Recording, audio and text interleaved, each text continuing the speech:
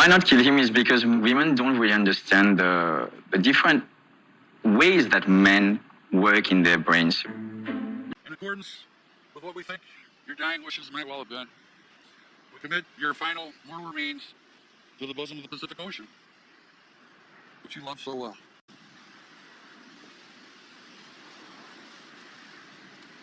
Ladies and gentlemen, before we start this video, if I can get an F in the chat for my boy Ash here, who's an Australian immigrant who surely his house will catch on fire due to natural causes, much like that Australian forest fire. You know, the ones not set by liberal left climate activist crazy people.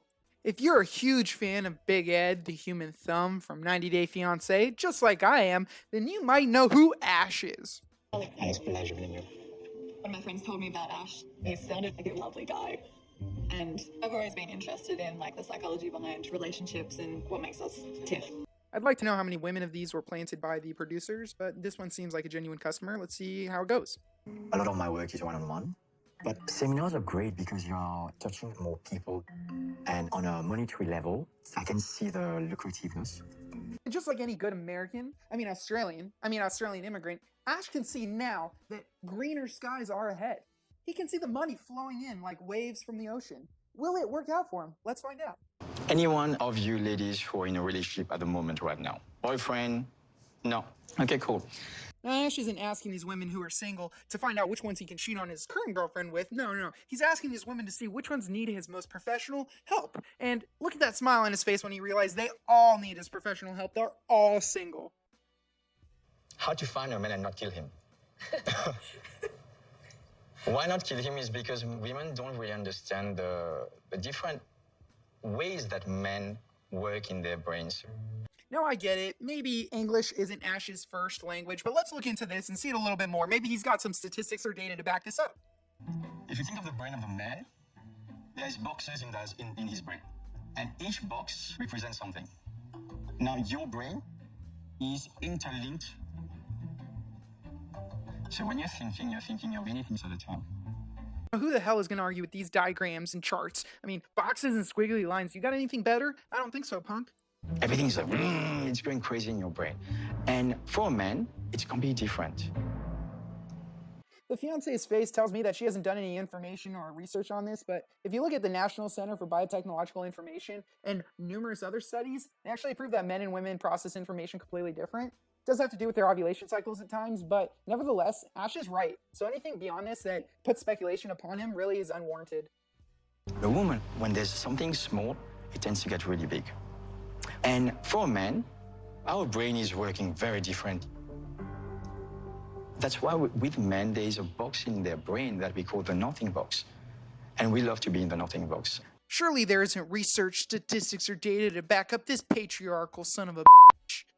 Here we have scientifically accredited journal Psychology Today, Dr. Nigel Barber, backing Ash's statements. Women worry more. They make bigger things out of things that are small. It's proof. And if you want to say, well, that's a man, what does a man know about women? Well, here's a journal from Live Science where a woman, Andrea Thompson, lays out why women worry more, her theories about it. So you can't just say it's a man saying, no, this is science. Women worry more than men do, and it's ingrained in their DNA.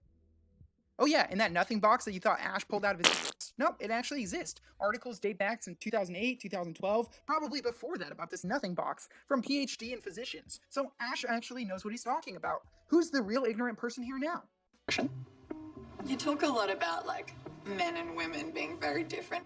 Do you recognize that we all have both inside of us? Like we are both masculine and feminine? Correct.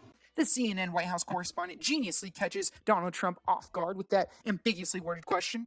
And even though Ash is agreeing with her, saying yes, and probably gives an explanation, we're going to cut that out. He's quite out of his depth, talking to us as if we don't understand the brains of a man.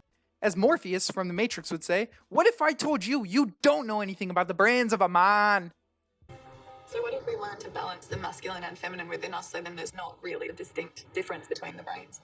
The thing is that you can balance them, but you will be always in that essence of the feminine.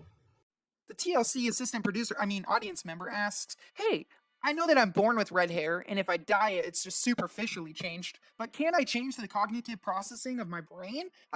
Seems simple enough. And just like your fingerprints, how they're encoded in your DNA, The way your brain processes information is very similar. But if it weren't for the skeptical music and the looks these women are giving him, I think it's because he's sexist he's saying this stuff. The male is more towards they're very logical about their way of being. And what the hell? Is this another scientifically accredited article that tells us women use the left and right hemispheres of their brains more so while men use the front and back parts of their brains? No, I can't be. Ash can't be right. What the hell? Men and women, there's never an understanding on each other's. Sorry, guys. At this moment that he knew, he up. I'm going through a few stuff in my mind that is actually going too crazy. This is the face of a man who realized he just told a room full of feminists that they'll never get along with men because they're too emotional and they worry too much. Good going, Ash. Sorry, guys. I just need a moment.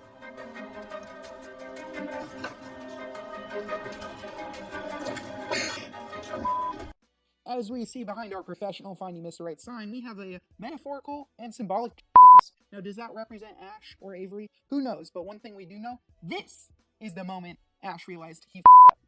Turning into a subject of like, men are this and women are this, which to me sounds sexist. And I have never gotten that vibe from him previous to the seminar. It couldn't be that it seems English isn't his first language, or that he has terrible presentation skills, or even that he doesn't have the research and data in front of him. But no, it's none of that. He's sexist, obviously. That's why you've never seen the side of him before, because now he can express it in front of these single women that he's not trying to attract. His scientific-based research, well, it's sexist, of course. Unfortunately for us, we don't get to see the conclusion of the Finding Mr. Right seminar presented by Ash, but damn, that was such a good seminar. Let's give him a round of applause. If I got you to laugh maybe once or twice, please like the video and subscribe, just because there's more content to come in the future. If not, go ahead and downvote the video, comment on why it was a piece of crap, and, well, I hope I see you later for a better video.